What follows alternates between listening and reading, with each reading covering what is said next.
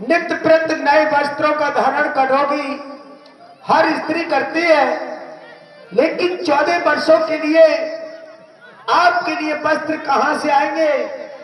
तो मैं तुम्हें ऐसे दिव्य वस्त्र पहनाए देती हूं, ये 14 वर्षों तक मैले नहीं होंगे, नहीं पुराने होंगे बेटी।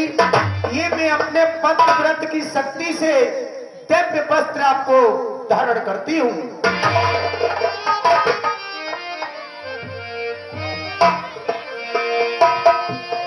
पहली सिपधू सरस मृदुमानी,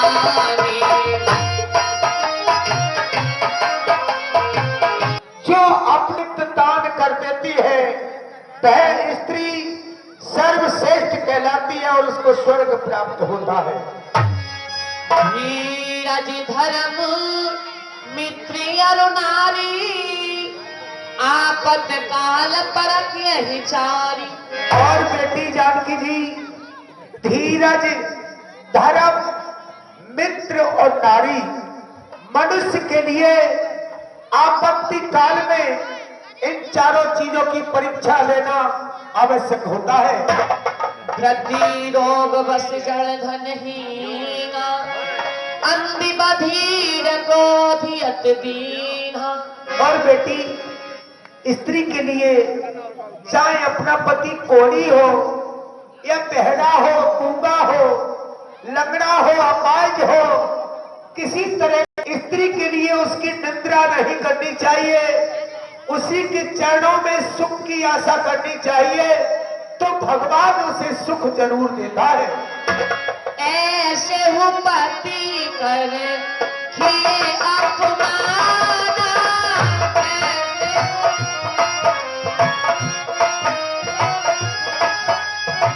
नारी पावा जम पूरी दुखदाना। और बेटी, जो स्त्री ऐसे पति का अपमान करती है, उसकी निंदा करती है, वो नरक के लिए प्राप्त होती है और नाना प्रकार के संसार नरक में जाकर उसे दुख भोगने पड़ते हैं। एक ही धर्म एक व्रत नेमा, काय बचन मन पति पद प्रेमा। और बेटी, स्त्री के लिए तो भगवान ने इस सृष्टि की रचना के बाद जो विधान बनाया गया था, स्त्री के लिए एक ही धर्म, एक ही नियम, एक ही व्रत। वो पति के द्वार को भोले बाबा पर जाके ढे पानी डाल देती है। बताइए बेटी, ये स्त्रियों का कर्तव्य नहीं हो? स्त्री के लिए अपने पति के ही चरण कमलों की सेवा करनी चाहिए, किसी देवी देवता पूजने की उसे कोई आवश्यकता नहीं है। जग में ही वेद पुराण संत सब कही। अब बेटी, ये तो मैंने तुम्हें बता दिया, लेकिन ऐसा बताया है कि संसार में 4 प्रकार की स्त्री होती है, उसके बारे में मैं तुम्हें बताती हूँ, ध्यान से सुनो बेटी। उत्तम के आसी पासी मन माही,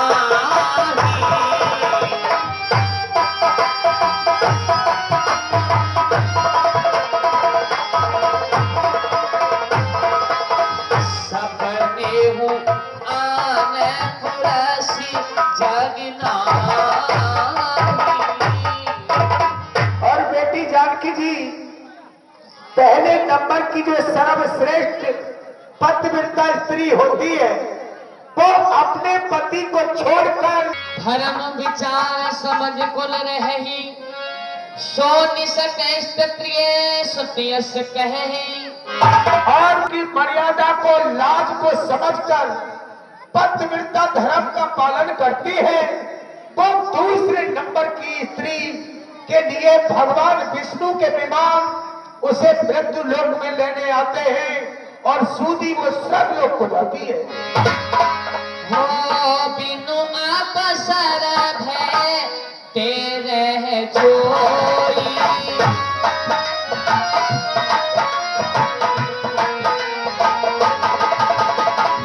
जान सोई।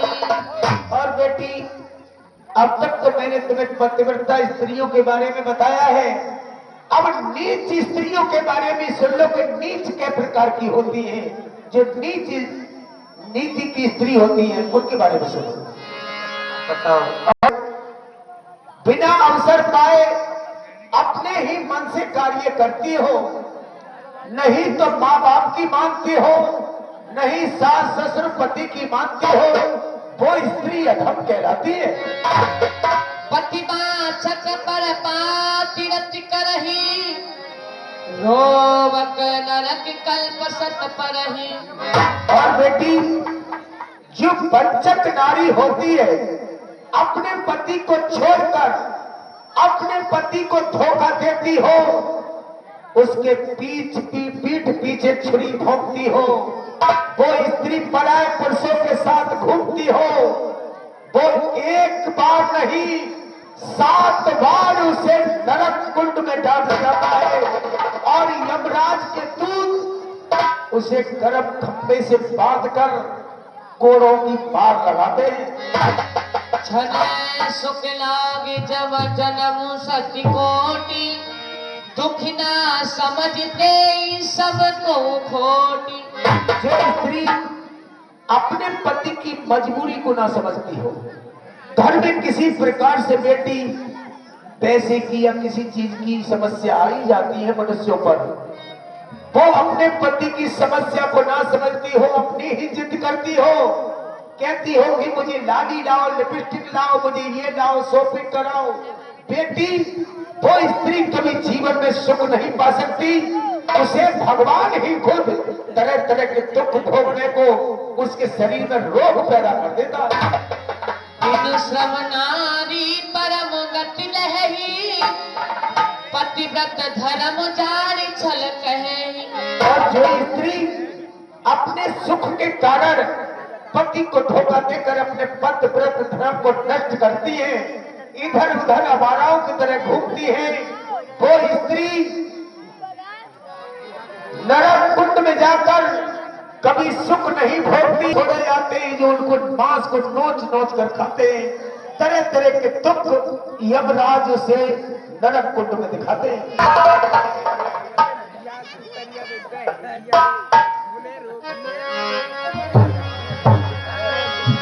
तब मुनि सन कहे कृपा निधाना,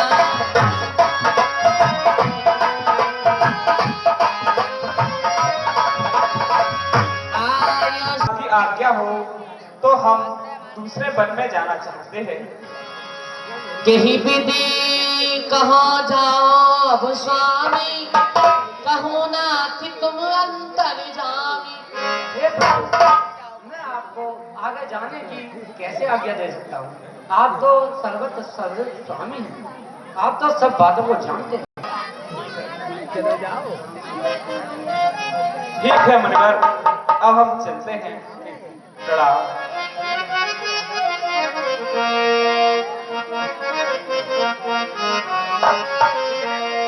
और आगे राम अनुजी पुनि पाछे,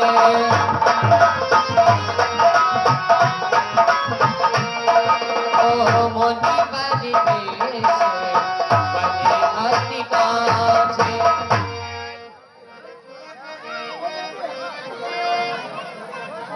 हे लक्ष्मण, अब हम सुतीक्ष्णा मुनि के आश्रम के लिए चलते हैं। ठीक है भैया।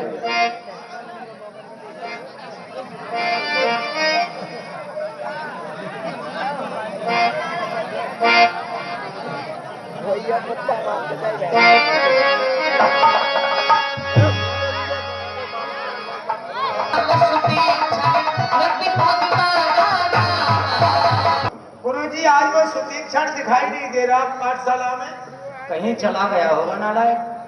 गुरुजी, वो बहुत दंगा करे। हाँ कल कंचे मार खेलना था। बहुत मक्कार है गुरुदेव। हाँ, आज उसके लिए सबक सिखा ही देना बिल्कुल। बनता है बहुत बड़ा धर्मात्मा और उदम करता है बहुत ज्यादा। देखो गुरुदेव शंख बजाता रहा है लेकिन शंख नहीं बज रहा। इसके अंदर दम ही नहीं रहा है। अब भूख ही ना लेकर नहीं तो बजे कहाँ से क्या भूख मारनी पड़े। अरे नालायक आगे बैठ जा।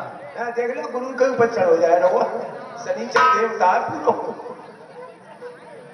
अरे सदैव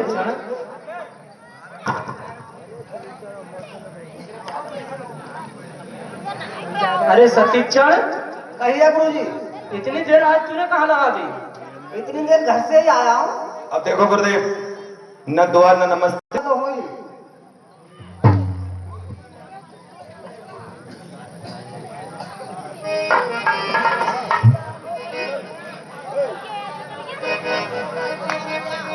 हाँ मेरे बुद्धि बहुत है मेरा था। हाँ पढ़ो लिखो हूँ मैं ज्यादा। जब ही तो कह रहा हूँ खूब बड़ा। हाँ। अच्छा चल तू लेट आया है तो मैं तुझे एक दंड देता हूँ। आज मैं तेरे लिए शालिग्राम देता हूँ, तू जा और उन्हें मिला के लेके आ। लाओ शालिग्राम। दे रहा हूँ। आप तो बहुत दिन में पड़ा आऊंगा, आप इंतजार मत करना। हाँ हाँ ठीक है। ठीक है।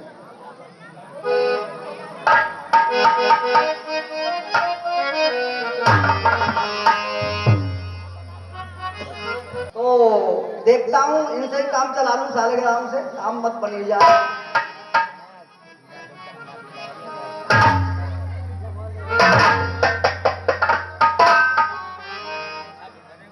कच्चे कच्चे हम तो पानी में गिर गए और जाम लटक गए और लुटिया डोर भटक गए।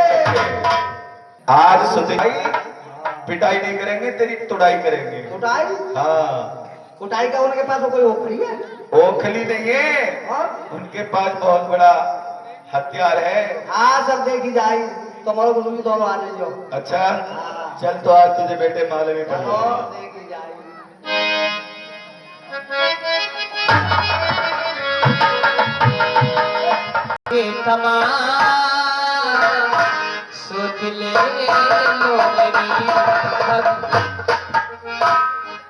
गुरुदेव सुतीक्षण आ रहा है आगे से।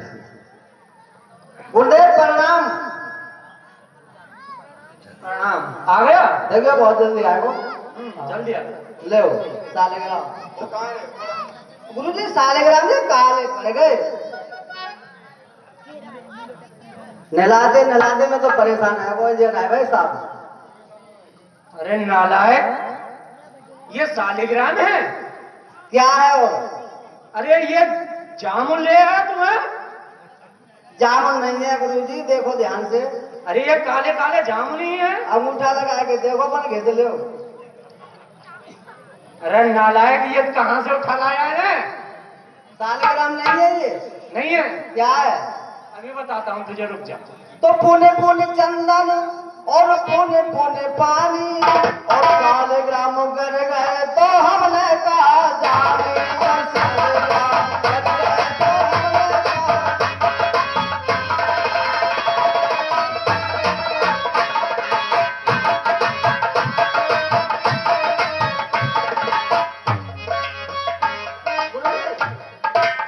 बार बार पानी डालने पर घिसाई होने पर ये शालिग्राम गल गए, तो इसमें मेरा क्या दोष है?